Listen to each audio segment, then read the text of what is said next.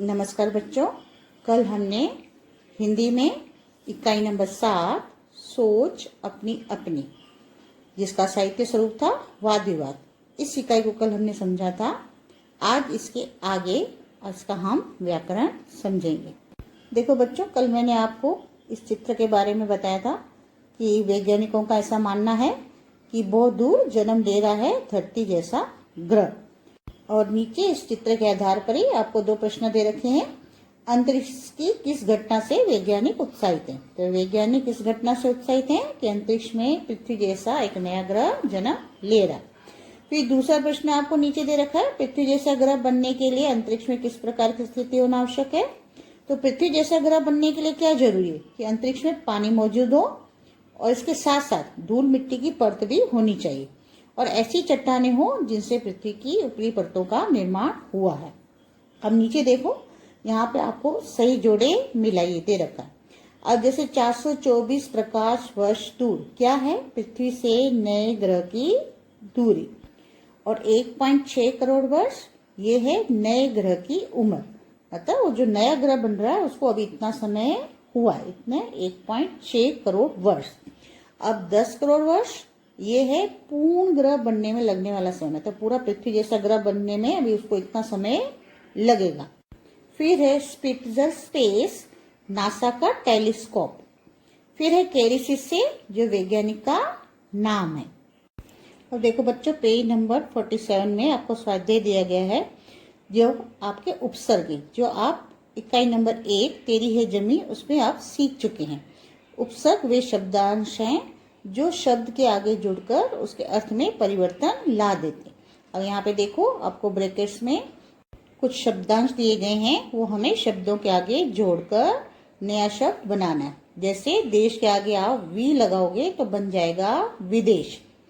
पक्का के आगे आप अद जोड़ोगे तो बन जाएगा नया शब्द अद पक्का। गम के आगे आप दुर जोड़ोगे तो दुर्गम, आधा रखा चला जाएगा ग के ऊपर। योग के आगे आप प्र जोड़ोगे तो क्या बन जाएगा? प्रयोग। जीव के आगे आप निर जोड़ोगे तो क्या बन जाएगा? निर्जीव। बल के आगे आप निर जोड़ोगे तो क्या बन जाएगा? निर्बल। ऐसे ही समझ के आगे गैर लगाने से गैर समझ। सुविधा के आगे अ जोड़ने से असुविधा। वांछित के आगे अ जोड़ने से अवांछित। अब देखो बच्चों, यहाँ पे आपको कुछ प्रत्यय दिए गए हैं।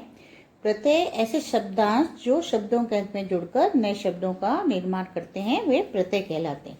अब देखो, ये शब्दों के अंत में जोड़ते हैं। अब जैसे विदेश, तो विदेश के पीछे हम ई की मात्रा जोड़ेंगे तो बन जाएगा विदेशी। प्रकृति, प्रकृति के पीछे ई की मात्रा कर जोड़ने से प्राकृतिक।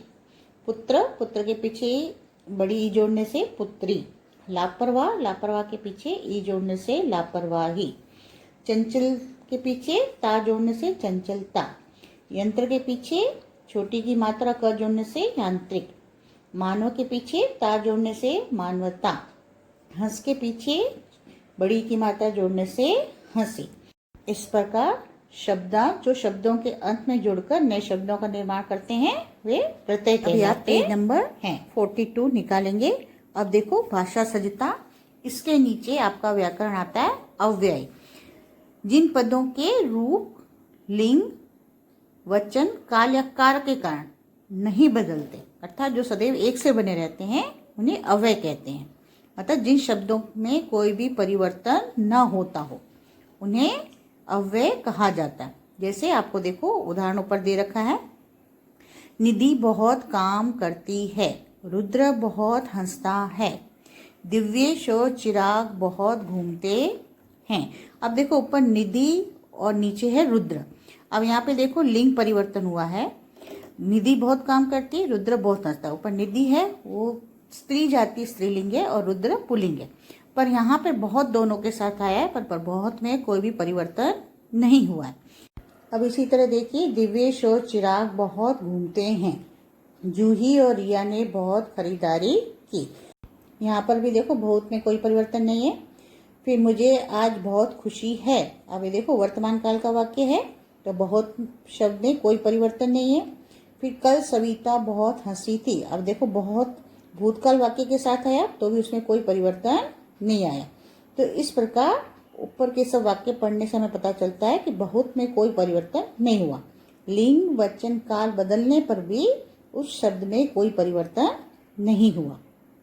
अब यहाँ पे देखिए नीचे धीरे धीरे शब्द का भी एक उदाहरण दे रखा है।